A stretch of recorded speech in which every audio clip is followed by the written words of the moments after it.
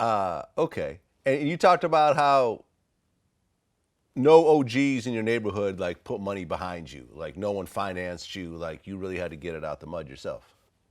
True story. My manager was the only person. My manager and my brother, the only two I got as the co-founders on paper. On paper, I'm the CEO, and I put those two as the co-founder, and they helped me.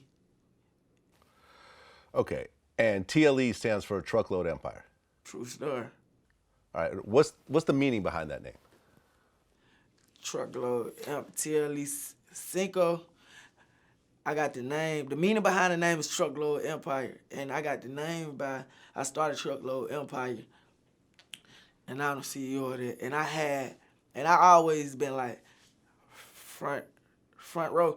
So I had friends always that believed in what I believed in. All of us believed in the same thing, and we always been on the same page. So that's the family.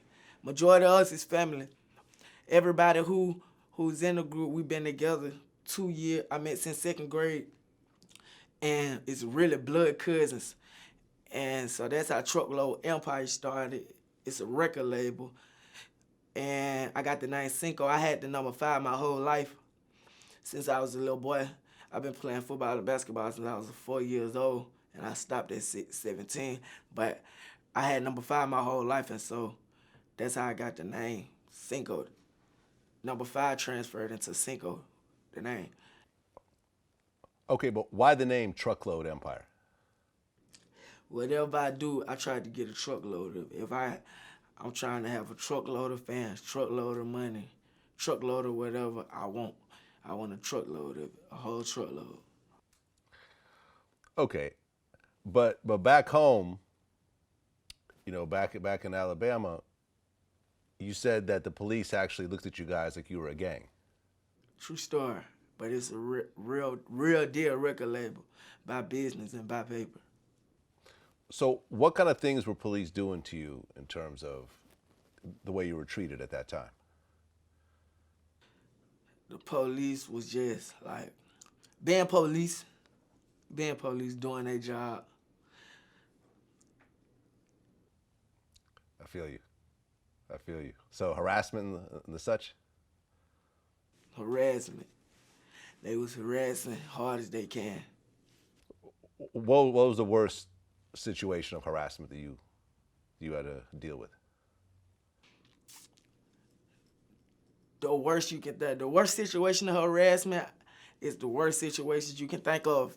Just trying to get to me by any little thing they do and everything go on, they dare or whatever.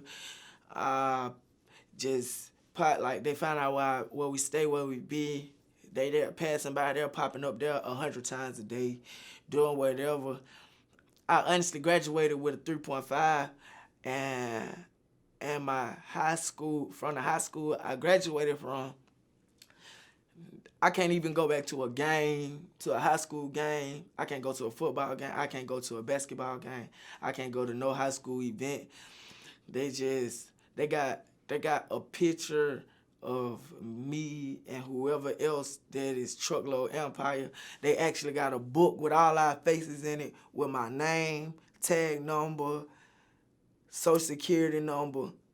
All this is in a book. And they honestly, like, I done had at least 6 calls like, how about the police pulled me over today and pulled out a book and tried to see was I in this book. Just harassment, just peer harassment, just like doing whatever they can to get to me. So the way I dodge that is just staying out of the city. Yeah, now I remember when I interviewed Busi, he talked about how he had to move out of Baton Rouge because the cops were just messing with him too bad. They would pull him over, take his money, throw it in the freeway, like just all types of fuck shit, just because I think out of jealousy. Out of jealousy. But you can't blame them though. Like, like, but they don't look at it how we look at it. We look at it as like we get paid from it. Like back to how this how I support my kids, how we was talking about that. So this how I support my kid, this how I help my family, this how I help myself.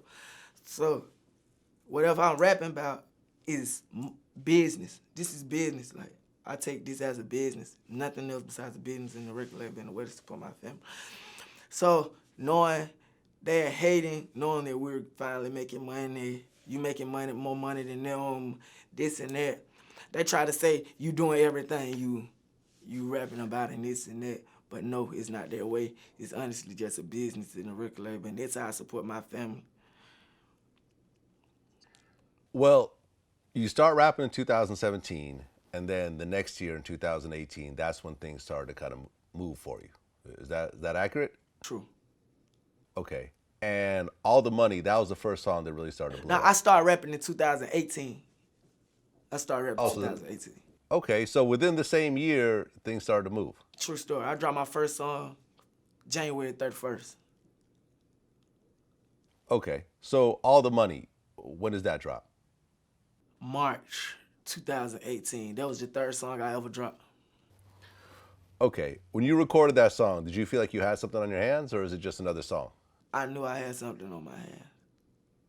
I knew Okay, for a so you fact. drop it, and what starts to happen right away? Before I dropped the song, everybody knew it. Before I dropped the song, when I dropped the song, it was started to going up. But before I dropped the song, like shooting a video to it, it was a big celebration for the video. Like after the video shoot, we threw a party, just like All the Money video shoot after party. And I dropped the flyer like 4 hours before I had the party, and the party packed out. Everybody knew the song. We had a pool party. We threw like $20,000 just to the song. In the city at a club, we had a pool party. It's a club called Onyx in Birmingham, Alabama. We threw at least $20,000 at the pool party. Just celebrating the song. Everybody knew the song. It was going crazy. And so when I dropped the song, I got a lot of feedback, labels calling and everything. Okay, then T Grizzly jumped on the remix. True story. Did that happen before you signed to 300 or after? That happened after I signed at 300. Okay, so you drop All the Money, it starts to blow up, and the labels start to call. What are the different, you end up signing to 300, but what were all the labels that were interested? A lot of labels. Okay. Why 300? Family. They more real. If you work, they work ethic match your work ethic. And everything is like family. And if I'm messing up, I want you to tell me I'm messing up. And I like that about them. They're going to keep it real. Because I'm going to tell you the truth, whether it hurt your feelings or not. So I expect somebody to do the same to me. Okay, so you signed to 300, and then T Grizzly, who's also signed to 300, he jumps on the remix. True story. Then you drop your first mixtape, TLE Cinco, in March of 2019. 20 Cinco. It's 20 Okay, Cinco. sorry. That's 205. That's where I'm from. That's the area code where I'm from, 205. Oh, I see. Okay, so 205, 20 Cinco. My bad. Okay, so you dropped the mixtape. What was the reaction when you dropped that? Going crazy. The reaction I was getting when I dropped the 20 Cinco, everybody started getting feedback instantly. My numbers started going up. More people was listening to it. More people hear more songs. See, I told you I got signed early off the third song I did. So when I honestly dropped a mixtape, I got to see, people got to hear more songs and more different sounds. So I got a lot of good feedback. And that's how I knew I had something on my hands for real then.